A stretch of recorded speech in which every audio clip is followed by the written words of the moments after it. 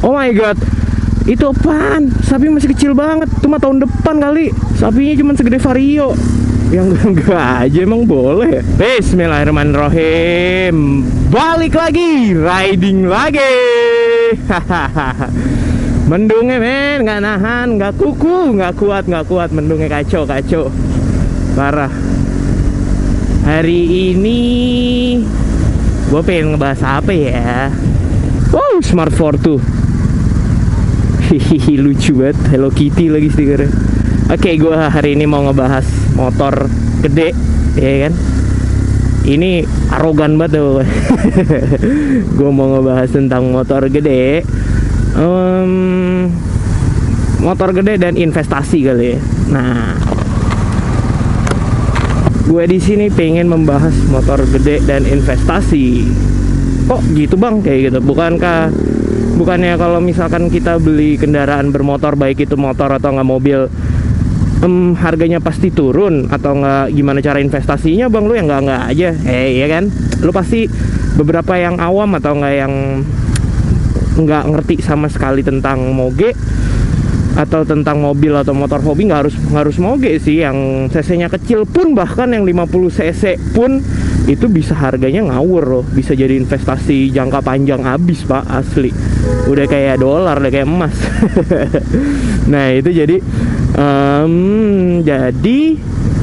ada orang yang kayak punya motor sampai 20, bahkan ada yang sampai 60. Motor yang rata-rata motor gede yang harganya agak kurang ajar. Nah itu mereka beli di samping memang mereka punya passion, punya gairah, asik, punya apa ya, punya ya soulnya emang di motor, jiwanya memang di motor.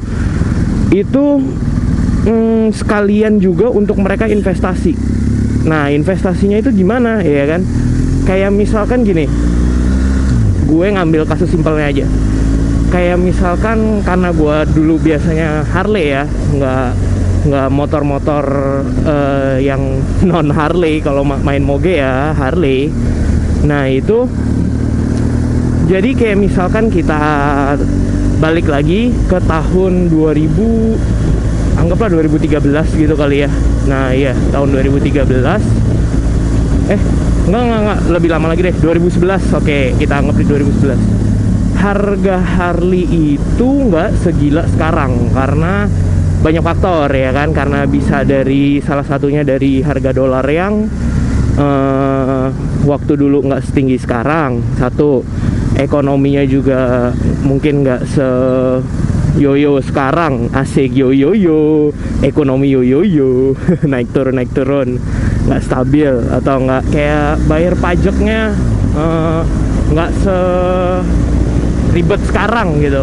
Sekarang kan motor gede pajaknya gila-gilaan ya kan, naiknya gila-gilaan dibanding tahun 2000 sebelum 2013. Gue masih ingat banget tuh 2013 yang awal-awal tuh masih dapat lumayan enak, tapi udah mulai nggak enak tuh, dolar udah mulai ngawur tuh di situ, ingat banget gue. Nah itu karena faktor-faktor itu, jadi lu mungkin waktu dulu beli motor lu harganya let's say kayak 300 kecil gitu, 300 kecil dalam artian 300 sampai 350 ya. Itu 350 itu lu dapetnya yang versi menengah, misalkan yang kayak line up yang menengah, yang udah cukup banget, yang udah oke banget, bukan entry level ya.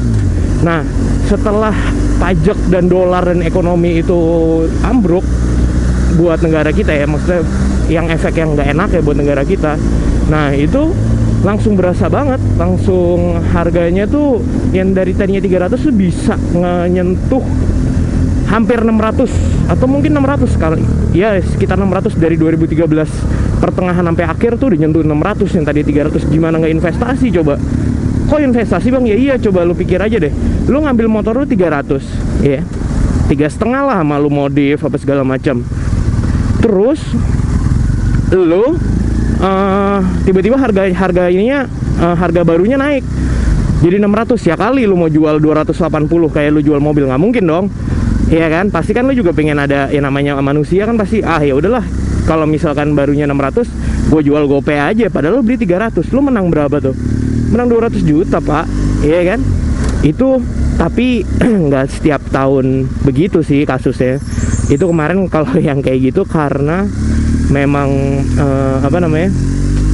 harga, banyak faktor itu, faktor-faktor yang membuat harga-harga motor menggila. Kalau misalkan normalnya aja deh, tiap tahun itu ya kita anggaplah 2 tahun itu harga dolar tuh kalau lu perhatiin tuh lumayan loh naik ya, lumayan naik ya. Jadi karena kebetulan motor yang gua ambil si Harley itu dari Amerika kan, jadi kan kursnya kan ke dolar dong ya kan. Euro pun juga begitu, walaupun dia begini tapi kan naik terus gitu kan harganya. Nah gitu. Gimana kalau misalkan menurut kalian masuk akal kan? Kalau misalkan gue bilang motor gede buat investasi, sekalian lo pakai, sekalian lo investasi, iya kan? Karena dulu gue ngerasain sendiri. Bahkan ini kasusnya sebelum harga motor menggila. Dalam artian ya itu yang kayak peraturan pemerintahan tiba-tiba menggila, yang kayak gitu-gitulah. Nah itu sebelum harga-harga itu ngawur, itu gua aja masih dengan harga yang sama 2000 berapa tuh ya, gue jual 2012 dengan harga yang masih sama ya, beda-beda kayak 5 juta lah biasa lah. Kalau misalkan kayak mobil gitu kan tiap tahun naiknya 5 juta 10 juta gitu kan. Nah itu kayak gitu gue bisa menang itu lumayan, dari ya 2 digit lah gue menangnya, tapi 2 digitnya lumayan besar gue untungnya. Padahal itu belum ada ini ya, belum ada peraturan naikin sini ah. Belum ada peraturan yang makin jelimet itu. Nah itu lumayan banget loh kalau misalkan kalian ngerasain. Nah tapi itu zaman dulu, dan gue perhatiin kayak trennya kalau sekarang untuk Harley nih ya, gue kan karena gue memperhatikan Harley, untuk trennya tuh berat sih pak. Wow 500 sel ya, oh 300 sel, get damn, keren banget. Ada tiang ininya lagi, tiang bendera ya, mantap. Nah jadi begitu kalau menurut gue. Trennya itu kalau sekarang agak susah, karena gimana ya, dari mulai tahun 2013, 14, 15, 16, 3 tahun itu harga motor udah menggila. Dan orang-orang yang punya motor lama-lama mikir juga, daripada gue ngelepas motor gue, walaupun gue untung, tapi gue untuk membeli motor yang barunya lagi tuh effort gue tuh, pengorbanan gue jauh lebih besar, karena harganya juga udah nggak bisa digodek-godek lagi. Sekalipun lo dapet diskon gila-gilaan, diskonnya berapa sih pak, tetep aja nggak masuk akal harga motor sekarang kalau menurut gue. Nah jadi ya memang sekarang ibaratnya masih tahap tahap penyesuaian lah dari harga-harga moge itu yang tiba-tiba naiknya signifikan abis-abisan. Tapi nanti ya mungkin ya dalam waktu paling nggak 5 tahun ke depan kali ya, 5 tahun ke depan feeling gue sih trennya bakal balik lagi kayak zaman dulu. Lu bisa ngelakuin investasi yang lumayan banget menggiurkan. Tapi walaupun kayak gini pun juga menurut gue kalau Harley ya, ini gue ngomongin Harley atau nggak lu macem kayak MV Agusta yang versi special edition kayak gitu-gitu, oks banget buat investasi kalau menurut gue. Nah kalau misalkan yang bener-bener lu punya motor yang special edition abis-abisan, yang kayak gitu lebih lagi harganya, yang kayak misalkan kalau di Harley tuh anniversary, Screaming Eagle, nah yang kayak gitu-gitu, udah gitu tipenya yang favorite terus jarang, gila itu harganya pak, bisa nyayur, gila. Tukeran sama Townhouse di Jakarta Selatan mau sih kayaknya itu. kacau. Nah jadi begitu kalau menurut gue. Kalau di motor yang kayak nggak moge deh, yang nggak kayak moge, kayak NSR. Nah ayo lo, NSR dulu harganya berapa? Ayo coba NSR SP tuh 150, pasti tahu dong harganya. NSR SP mah nggak mungkin dong nggak tahu. Dulu secondnya aja dulu tuh kayak tahun 2011an ya, masih kayak 30-an lah ya 30-an kayaknya deh, seharga Ninja baru kalau nggak salah dulu ya. Sekarang kan harganya hampir cepet, apa kemarin katanya ada yang ngambil cepet, kan gila pak. Kurang investasi apa, walaupun memang tidak bisa dipungkiri itu mahal ininya, perawatan. Dan di moge pun juga lu maintenance-nya mahal, tapi ya tetap aja pak, kurang untung apa lagi coba gue tanya. Lu udah dapet enak make, wih keren nih, Nissan Petrol, udah lu untung make moge ya kan, lu bisa ketemu orang-orang yang lucu-lucu yang bener-bener yang nyentrik kan. Jadi wawasan lo juga kebuka, seru kan kalau menurut gue gitu. Kalau menurut kalian bagaimana? Itu sih kalau menurut gue. Wih, ada Road King polisi. Iyalah pak. Mendung gua kayak hujan-hujanan nih balik. Nah jadi kalau menurut gua kayak gitu masalah investasi dan moge. Jadi kalau misalkan kalian nanya ada orang beli motor sampai banyak, di samping itu memang hobi ya, menurut gue itu ya memang karena memang itu bisa sekalian lo investasi di samping lo bisa investasi di misalkan rumah atau properti atau segala macam. Selain lo bisa nyalurin hobi lo, ya lo bisa investasi kapan lagi kan. Gitu. Ini berdasarkan pengalaman gue nggak bohong, nggak tipu-tipu, nggak bodong, nggak tiba-tiba dalam waktu 3 bulan saya membeli kapal pesiar. Waduh, gila. Enak juga kalau begitu, 3 bulan sekali beli kapal pesiar. Ya begitulah kalau menurut gue. Kalau misalkan kalian ada yang setipe sama gue atau kayak punya pengalaman kayak gue, boleh juga dibagi pengalamannya, boleh juga dibagi kalau misalkan kalian ada yang sama kasusnya. Asik kasus. Begitu juga di mobil juga begitu. Sama persis. Kalau di mobil biasanya tuh lo ngambilnya warnanya yang jarang, terus lo ngambilnya option yang jarang, ya gitu kan. Biasanya kalau di mobil pasti kalian tahu lah. Terus ngambil tipenya juga yang jarang, misalkan sama-sama E-Class atau sama-sama seri 5 lu ngambil yang station wagon. Memang untuk 5 tahun kalau di mobil nih, kalau yang gue ngerasain untuk 5 tahun sih lu ya 5-10 lah lu babak belur tuh. Habis itu di atas 10 tahun orang-orang baru pada ngeh kan, wih gila asik juga nih mobilnya station wagon estate, wah gila full option nih, wah gila MG package nih, wah M Sport nih, bah udah kayak gitu-gitu udah deh. Harganya langsung pak, macam Estilo. Paham kan yang gue maksud, macam Estilo. Estilo kan harga gila sekarang sampai 150, 120. Kalau misalnya udah pakai B-Series atau nggak K-Series dan masuk kepala 200-an, ya kan? Gitu. Jadi kalau ya orang ada yang bilang pemborosan ya gini. Wait, tunggu dulu. Lo harus tahu dulu, bukan pemborosan juga. Jadi itu penyaluran hobi sekalian investasi. Kalau cewek-cewek tuh biasanya kalau sekarang tuh ngetrennya tuh minta tas. Iya kan? Tas-tas yang itu tuh yang tengahnya ada gemboknya yang harganya mahal banget. Gila, nggak ngotak pak. Harga tas sama kayak harga ini, lebih mahalan tasnya lagi. Buset, geleng-geleng pak kalau mintanya begituan. Oh iya, by the way nih di video ini gue mau ngasih tahu ke kalian. Aduh sayang banget ya, di San Mori kemarin itu, San Mori yang terakhir yang bareng sama motovlogger itu yang rame-rame, file gue korup.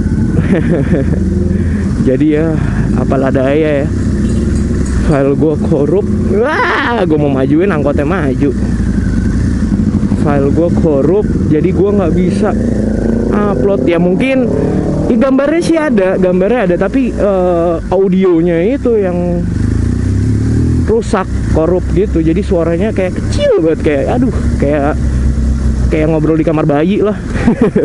Ngobrol di kamar bayi gimana caranya ya? Yang ada dipukul sama suster. Hahaha, sudah balik lagi. Tadi sempet hujan, tapi alhamdulillah pas gua lagi nggak di motor, semua basah. Seperti lo bisa lihat di kokpit ya. Nah kalau buat yang GS ini kalian boleh lah ngelihat kokpitnya. Tapi kalau buat bubu, nah kalau kalian kemarin banyak yang nanya, bang nih kurang ke bawah apa segala macam, sengaja gue nggak pengen ngeliatin kokpitnya. Itu karena daerah pribadi. Asik, daerah pribadi. Sebenarnya sih juga nggak semua motor gede sih yang bisa gue bilang semua motor gede itu bisa buat investasi, enggak. Karena ada beberapa juga motor besar itu yang resale value-nya, ini kita ngomongin yang di atas 250 cc ya. Iya di atas 250 cc deh, ya atau 400 cc ke atas bisa juga. Karena ada beberapa juga yang resale value-nya tuh malah berantakan, ancur-ancuran. Lo belinya let's say kayak 500. Mentok nih pala gue. Gue ngeri. Kayak misalkan lo beli motor harga 500 juta, terus lu pakai 2-3 tahun, 3-5 tahun deh, 3-5 tahun, itu harganya tiba-tiba amburadul sampai tinggal sisa cuma 100 juta. Nah ya kan, itu ada juga. Itu ya lain ya. Makanya kalau misalkan yang gue bilang yang investasi itu yang udah banyak peminatnya aja di Indonesia, kayak misalkan Harley Davidson. Nah itu karena banyak peminatnya, jadi makanya gue bilang itu bisa dikatakan sebagai investasi gitu.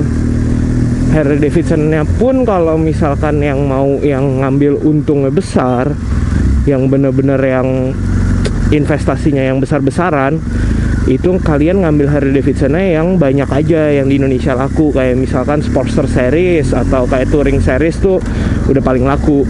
Dyna juga laku sih, tapi kalau Dyna itu lebih segmented, bener-bener pemain doang, yang bener-bener yang ngulik banget, yang mainin, yang detail banget, yang merhatiin Harley banget tuh. Kalau kayak macam Dyna V-Road, nah itu agak tetap investasi, tapi agak yang peminatnya tuh nggak sebanyak Sportster Series atau nggak Touring Seriesnya yang kayak Ultra atau Road King atau Road Glide atau Street Glide atau ya 883 Iron atau 48 48 tuh atau 70 tuh, ya gitu-gitulah begitu. Udah keluar aja gini hari. Tapi di sini ya, kalau misalkan kalian bukan pecinta motor atau pecinta otomotif sih, ya memang pasti bakal bilang buat apa segala macam, ya balik lagi ke individunya masing-masing. Kalau kalian cinta motor pun masih ada juga pasti yang mikir kayak buat apa motor gede gini macet di Jakarta apa segala macam, ya terserah, namanya individu kan punya pendapat masing-masing. Kita juga nggak bisa mukul rata, ya nggak, kita nggak bisa kayak wah ini tetap untung gini, tapi mungkin buat beberapa orang enggak, itu nggak menguntungkan, itu merugikan, mendingan gue beli kebon sawit gue mendingan, atau enggak kayak mendingan gue duit segitu mendingan gue investasi buat ani-ani gue. Who knows, orang pilihannya beda-beda, iya gak? Ada yang suka motor, ada yang suka mobil, ada yang suka kamera, ada yang suka jajanin orang-orang. Thank you banget ya guys yang udah nge-like, yang udah nonton video ini, yang udah share, yang udah subscribe, yang udah selalu support RG700, yang udah selalu pantengin channel ini, yang udah selalu ngasih feedback yang positif, ya pasti yang udah masukin ke playlist, pokoknya yang selalu support gue. Thank you banget. Sampai jumpa lagi di riding berikutnya. Gue RG700. Ayo, gue mau ngomong apa? Tebak. Peace. Enggak, cabut.